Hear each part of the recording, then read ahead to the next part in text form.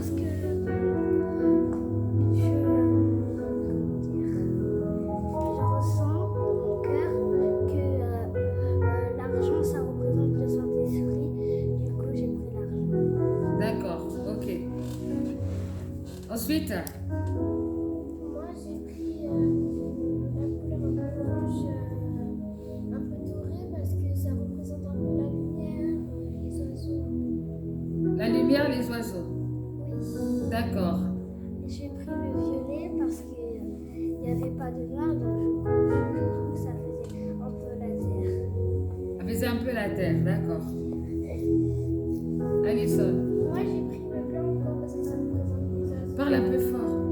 Moi, j'ai pris le blanc parce que ça représente les oiseaux, le Saint-Esprit, la lumière. D'accord. J'ai pris le jaune parce que ça représente la lumière Et du quoi? du coup, je l'ai pris. Du coup, je Et l'ai du pris. coup, je l'ai pris, d'accord, ok. Oui? Moi, j'ai pris le bleu et le doré pour faire l'homme et la femme. Ah oui, pour faire l'homme et la femme, bravo. Super. J'ai pris le bleu pour l'eau. Pour l'eau. D'accord. La mer. Ensuite, est-ce qu'il y a encore une couleur? Et le vert? Et on a pris toutes les deux du vert parce que ça représente l'air. Ça représente l'herbe, d'accord, ok.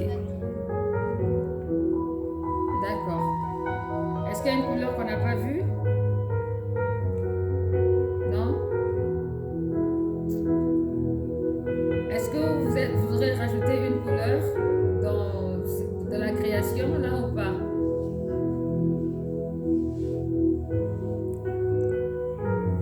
Moi, j'aurais rajouté le rose. Le rose? Le rose qui représente pour moi l'amour. Parce que j'aime bien quand Dieu dit il fait ci, il fait ça, et il a vu que c'était bon. Quand on dit que c'est bon, ça veut dire qu'il sent qu'il y a.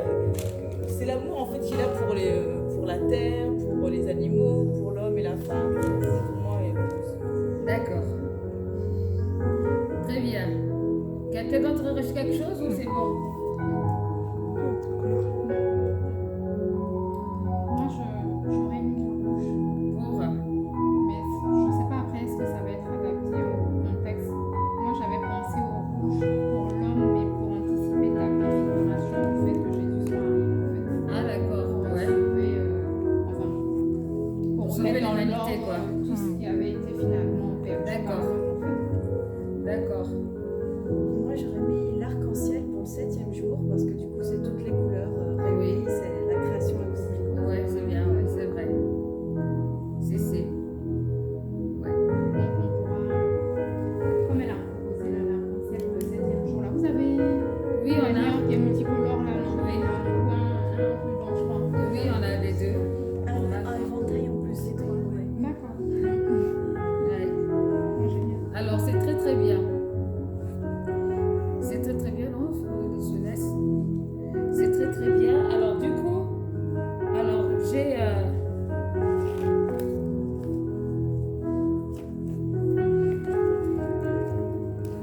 Une personne aussi qui a écrit sur les bannières, bon, c'est vieux ça, et qui, elle, a le ressenti des couleurs, pas forcément comme je vous ai appris. Il y a des choses qui se ressemblent, il y en a qui ne se ressemblent pas.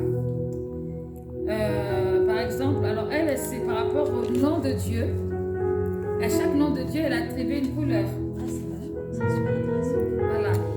Par exemple, ici, Jéhovah Shalom, donc le Dieu de paix et le Dieu des armées, Sabaoth, le Dieu des armées, elle a attribué le rouge et qui représente l'esprit de jugement et de feu pour elle.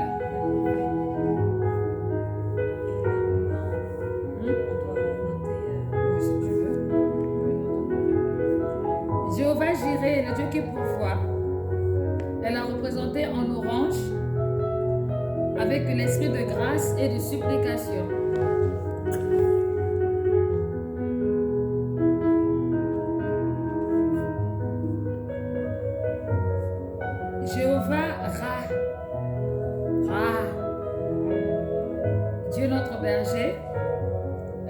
représenté en jaune, qui est l'esprit de sagesse et de révélation.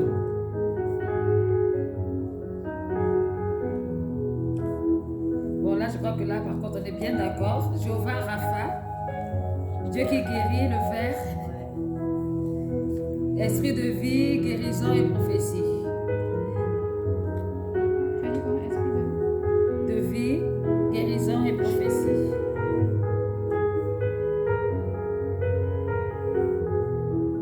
Jéhovah Mekadesh, le Dieu qui sanctifie.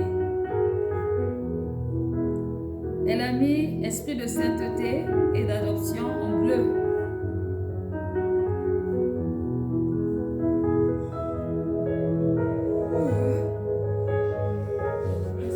Sainteté, De sainteté et d'adoption. Jéhovah Shammah est ici. Dieu notre bannière où Dieu est ici. Elle a représenté en indigo, donc un autre bleu. Et c'est un peu la même chose que nous. L'esprit de gloire de Dieu et de sa présence, donc l'onction. Donc on est d'accord.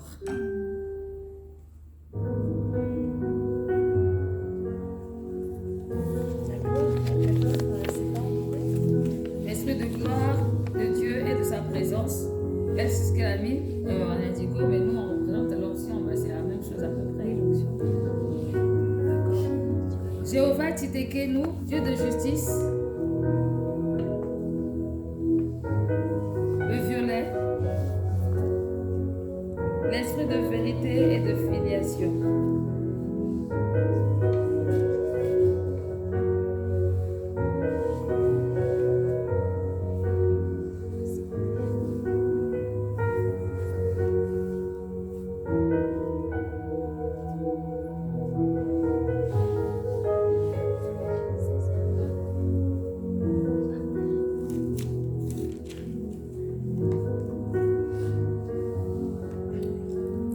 Donc, là aussi on voit, voilà, on voit une personne qui waouh, j'aime bien, hein. Prends une photo comme ça là. Elle est ici, justement. Comment? Elle est ici. Elle ici? Elle est ici. Ah oui.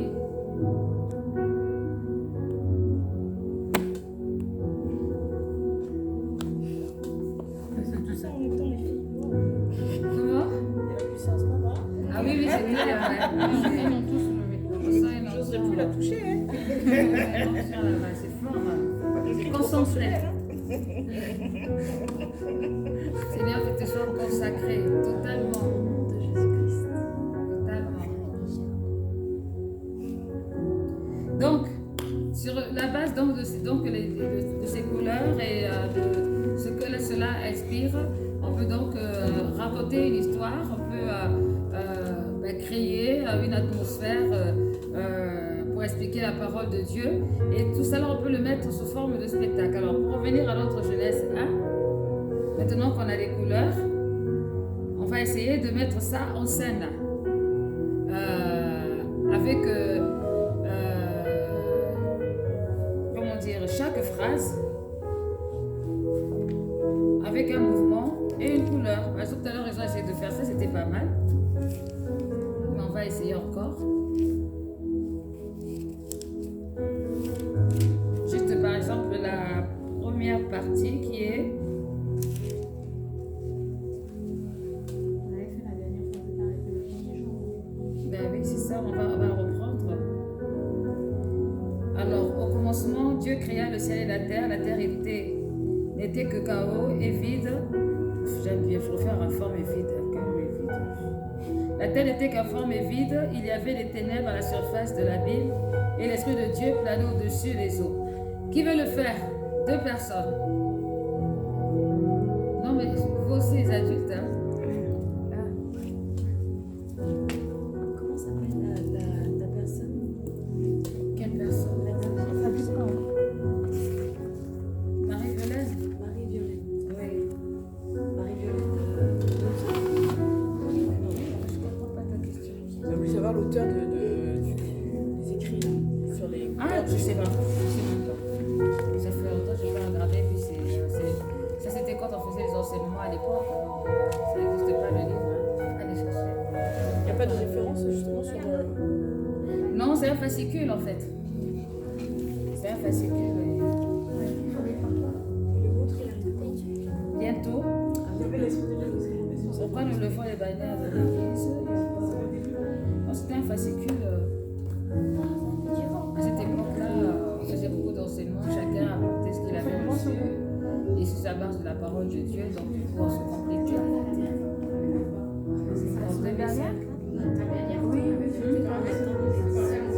Oui, ça vient, vous inquiétez pas. En tout cas, c'est obligé que ça arrive avant le festival, parce que vraiment, c'est pas dommage que je n'ai pas là. Ça va accélérer, c'est bien ça. Ouais. Ah, voilà. C'est bon, Je sais que là, je vais partir en mission là. si vous avez besoin, pasteur. Oui, oui. Parce que là, en fait, si vous voulez, ça faisait bizarre. Ça vient de votre passager. Ce que ça venait de vous expliquer l'inspiration de l'exemple. Ça vient après votre. Ah, Stéphanie. Non, mais moi j'ai déjà donné mon empreinte à moi. Donc, ça, c'est juste, comment dire, c'est un complément, c'est une autre manière de voir. Je ne dois pas te perturber. Non, c'est pas une question de perturber. Je sais pas si vous comprenez ce que je veux dire. Ben, c'est Au commencement, Dieu créa le ciel et la terre. La terre n'était que chaos Non, mais et explique. vide.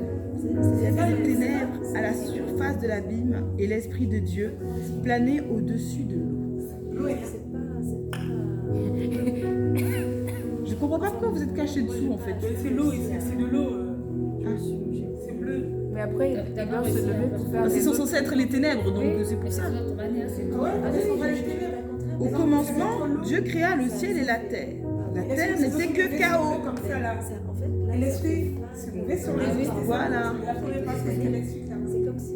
Et il y avait des ténèbres à la surface de C'est l'abîme. basé sur les noms des Et l'Esprit de Dieu planait au-dessus de l'eau. le nom de l'Esprit de Dieu. Et ce sont Dieu dit, qu'il eut la lumière. Lumière. C'est sur la base de l'adoration. Et il y eut la lumière. L'adoration, donc c'est de l'intercession. Dieu vit que la lumière était bonne. Il se sépara Mais, la lumière des ténèbres. oui, c'est bon. Ah, ça fait bien. Vas-y, Stella, t'es bien partie. On refait ou... Vous refaites, oui, j'ai pas vu. Au commencement, Dieu créa le ciel et la terre.